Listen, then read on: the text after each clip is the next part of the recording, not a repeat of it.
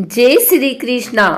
आइए सुनते हैं मार्गशीर्ष पूर्णिमा की व्रत कथा एवं पूजन विधि। जैसा कि आप सभी जानते हैं, वर्ष में 12 पूर्णिमाएं आती हैं। हिंदी पंचांग के अनुसार पूर्णिमा महीने के अंतिम दिन को आती है, जिसके बाद दूसरा महीना शुरू हो जाता है। किंतु आज हम बात करेंगे मार्गशीर्ष माह की पूर्णिमा के बारे में, जो कि महीने की शुक्ल पक्ष की अंतिम दिन आती है।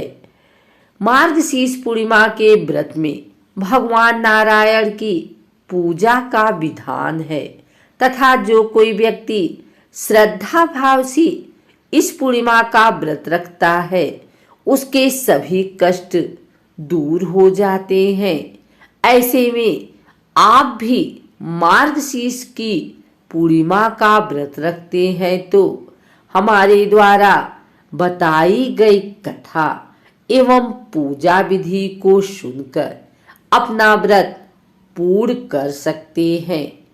आइए सुनते हैं मार्गशीर्ष पूर्णिमा की यह कथा। आपको बता दें, सभी महीने की पूर्णिमाओं का महत्व अलग अलग होता है और मार्गशीर्ष मास की पूर्णिमा को बहुत पवित्र माना गया है, क्योंकि इस पूर्णिमा के बारे में स्वयं भगवान श्री कृष्ण जी ने बताया था और कहा था, संसार में यदि कोई स्त्री व पुरुष मार्गशीर्ष की पूर्णिमा का व्रत पूरे विधि विधान से करेगा, उसके सभी कष्ट दूर होकर सभी पापों से मुक्त हो जाएगा, अर्थात उसे मृत्यु के बाद वैकुंठ धाम की प्राप्ति होगी।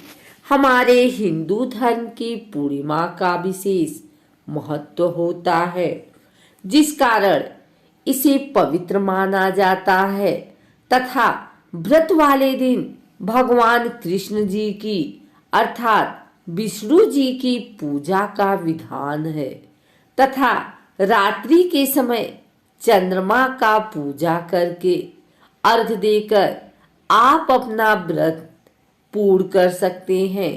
आपको बता दें कि मार्गशीर्ष माह की पूर्णिमा को ही अगहन पूर्णिमा भी कहते हैं।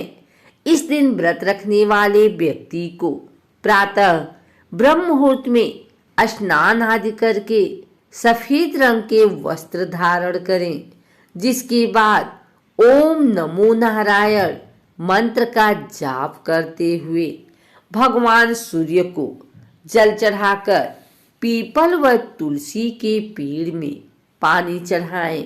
इसके बाद चकोर, चांदनी तथा भगवान विष्णु जी या कृष्ण जी की मूर्ति की स्थापना करें, जिसके बाद मिट्टी का कलश स्थापित करें, उस पर नारियल का गोला रखें और 1 रुपये चढ़ाएं।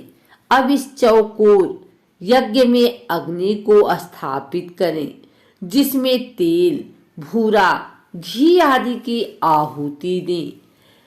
हवन की समाप्ति होने के बाद भगवान की पूजा करें। पूजा में पुष्प, फल, रोली व मौली, चावल, नैवेद्य आदि चढ़ाएं। इसके बाद पूर्णिमा के व्रत को अर्पण करें तथा निम्नलिखित श्लोकों का उच्चारण करें, अर्थात ही देव, मैं पूर्णिमा को निराहार व्रत रखकर दूसरे दिन आपकी आज्ञा से भोजन करूंगा। यदि आप मुझे अपनी शरण में लेवें।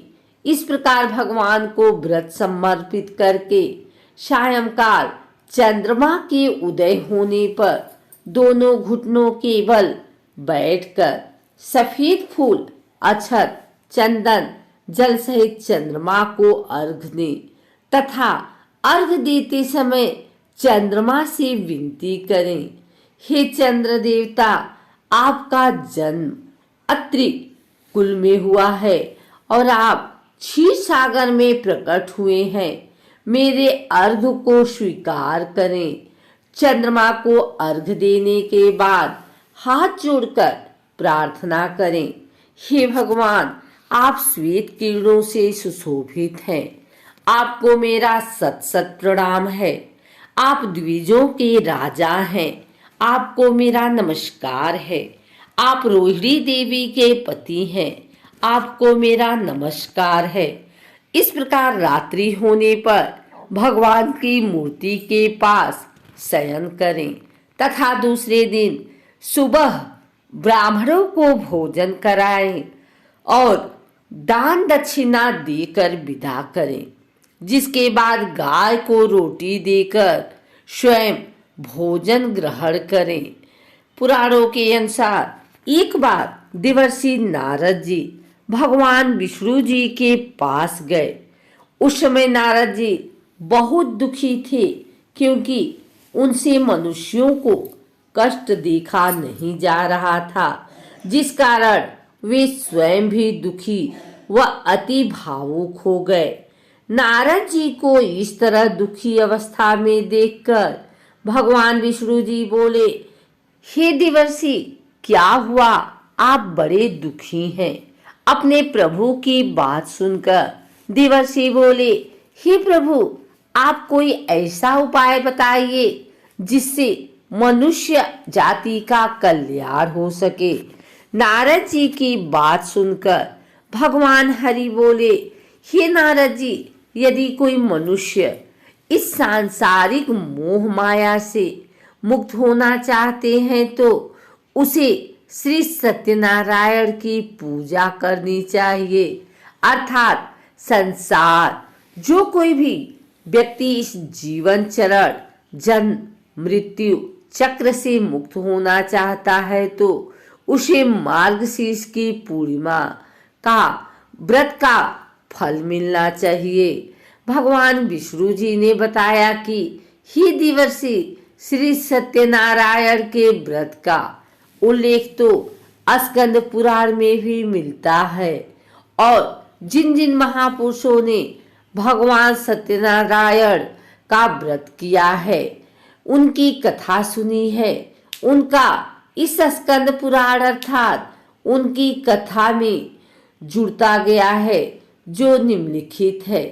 राजा उल्कामुख, राजा तुंगध्वज, गरीब लकड़हारा, निर्धन ब्राह्मण, साधु वैश्य, लीलावती, कलावती, धनावती, व्यवसायी और गोपगणों आदि हैं। अपने प्रभु विष्णु की बात सुनकर नारद जी समझ आया कि श्री सत्यनारायण व्रत के बारे में बताया गया और यदि कोई व्यक्ति इस व्रत को श्रद्धा भाव से करेगा, उसके सभी कष्ट दूर होकर अपने पापों से मुक्त हो जाएगा। अगर आपको हमारी वीडियो अच्छी लगी हो तो इसे लाइक करें, कमेंट करें, शेयर करें। हमारे चैनल भक्ति गाथा को सब्सक्राइब करके बेल नोटिफिकेशन ऑल पर सेट कर लें, ताकि आगे आने वाली वीडियो सबसे पहले आप तक पहुंच सके। धन्यवाद।